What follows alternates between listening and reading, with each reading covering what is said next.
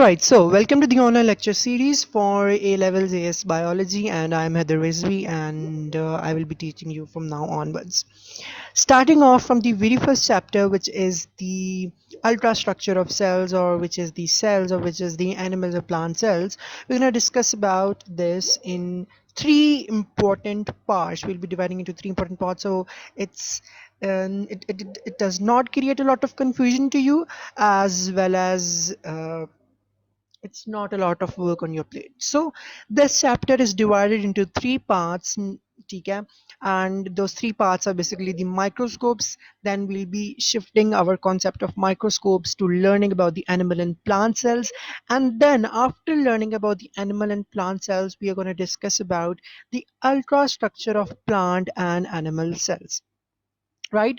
So the book concept basically about the very first part of this chapter of microscopes is that there are two fundamental different type of microscopes that we use. ठीक है जी, दो तरह के हमारे पास microscopes होते हैं in daily life or in labs or in research centers, which are basically the light microscopes and the electron microscope, and these two microscope have different abilities to measure animal or plant cell. Both use a form of radiation in order to create an image of the specimen being examined. You got to know about this concept in O levels, that we put a specimen on a microscope and then we got to observe an image, right?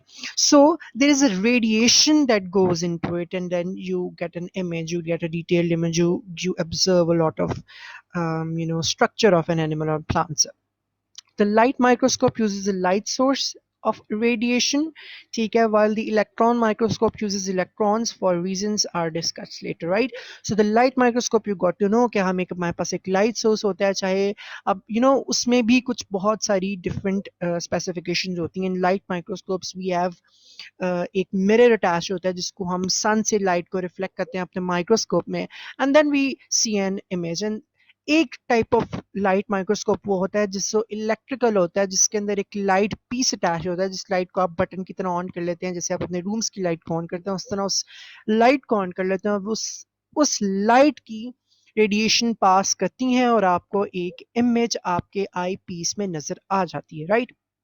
So now a little bit more discussion is that there are two kinds of electron microscopes. ठीक है जी, electron microscopes की दो types होती हैं. एक होती है जी scanning electron microscope, and then it's a transmission electron microscope, and we moving towards the light microscope in a minute. So अब इसमें क्या होता है कि the scanning electron microscope is different from transmission electron microscope. There are reasons. ठीक है, जो basic medium है वो सेम रहेगा, बट डिफरेंस किस चीज का आ जाता है, डिफरेंट आ जाता है कि जी इमेज फॉर्मेशन का, किस तरह की इमेज फॉर्म हो रही है, किस तरह का रेजोल्यूशन है, और किस तरह का हम एनिमल या प्लांट सेल इन माइक्रोस्कोप से ऑब्जर्व करें और किस तरह की डिटेल्ड इमेज हमें मिल रही है, right? So this is basically कि हम दो तरह के इलेक्ट्रॉन माइक्रोस्कोप्स क्यों यूज करते हैं, और डिफरेंट फ्रेटर्निटीज में ये यूज होते हैं. ऑब्वियसली हमारे पास जो कॉमनली अवेलेबल स्कूल्स और कॉलेजेस में माइक्रोस्कोप्स होते हैं, they are the light microscope, जिसके ऊपर हम अपनी बेसिक कॉन्सेप्ट बिल्ड करते हैं, right?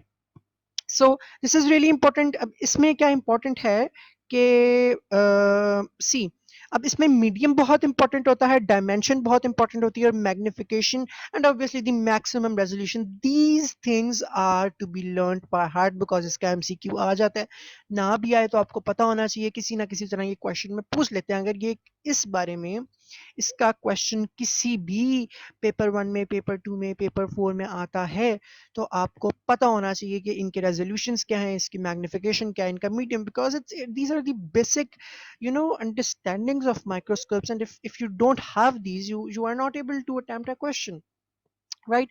Now, after we got to know about a discussion that there are type of microscopes, and there are two types of electron microscopes, and what are their magnification, what are their dimension, and what are a two-dimension image forming by a microscope, and what is a three-dimensional image forming by a microscope, we are moving towards how do we calculate a magnification. This is relatively a easy concept. That we have been doing from O levels, ठीक है, हम इसको फटाफट से revise करते हैं कि obviously paper में वो आपसे पूछेगा, अगर वो इस बारे में क्वेश्चन देता है कि आपका how are you going to calculate किसी भी इमेज का या किसी भी स्पेसिमेन का मैग्निफिकेशन क्या है उसकी, वो आपसे पूछ सकता है। एंड दिस इन्वॉल्व कि आपको पता होना चाहिए कि जी एक आप जो टाइप ऑफ माइक्रोस्कोप है जो जो आप यूज कर रहे हैं उसकी magnification can, then you can build a lot of you know information from, ठीक है जी। अब इसमें सबसे पहले क्या होता है कि मैग्निफिकेशन की अगर डेफिनेशन आ जाए, will be doing that definition, ठीक है, इनटू स्मॉल डिटेल। ये थोड़ा सा डिटेल्ड है जस्ट फॉर योर क्लैरिफिकेशन, ठीक है। Magnification is basically how much bigger the images compare to the original object viewed with naked I.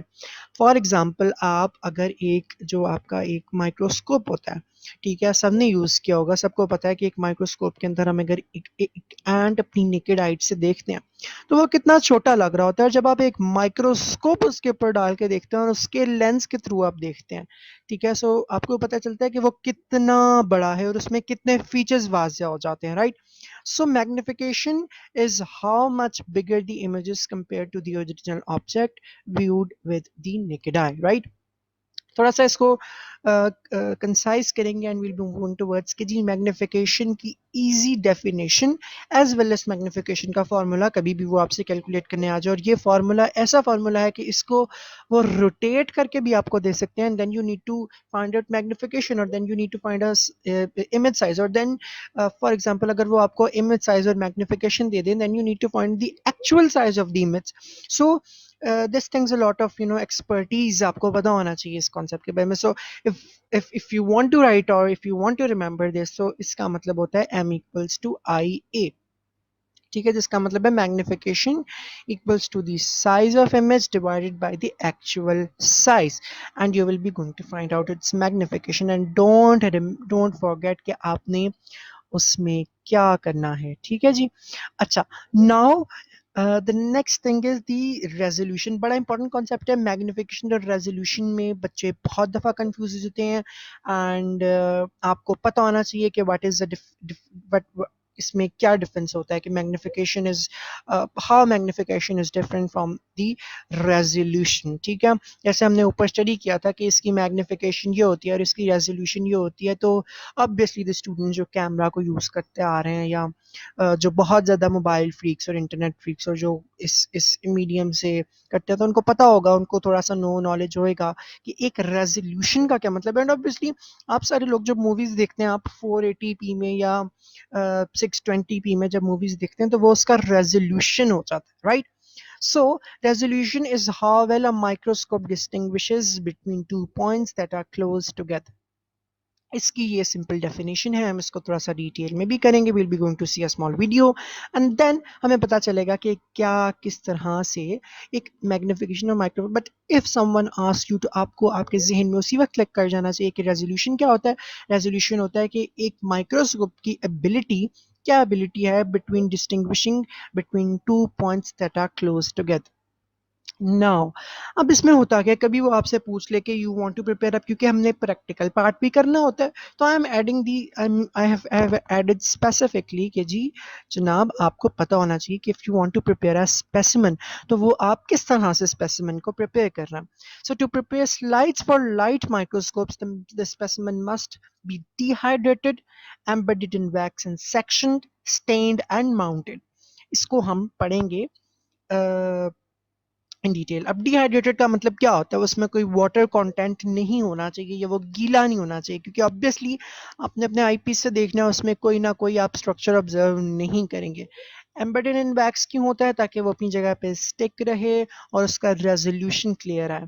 And then we have stained and mounted. Mounted का मतलब होता है वो किसी स्पेसिमेन प्लेट पे पड़ा हो, पेट्री डिश पे पड़ा हो, ठीक है जी। स्टेनिंग स्टेनिंग क्यों यूज करते हैं हम, why do we stain a specimen.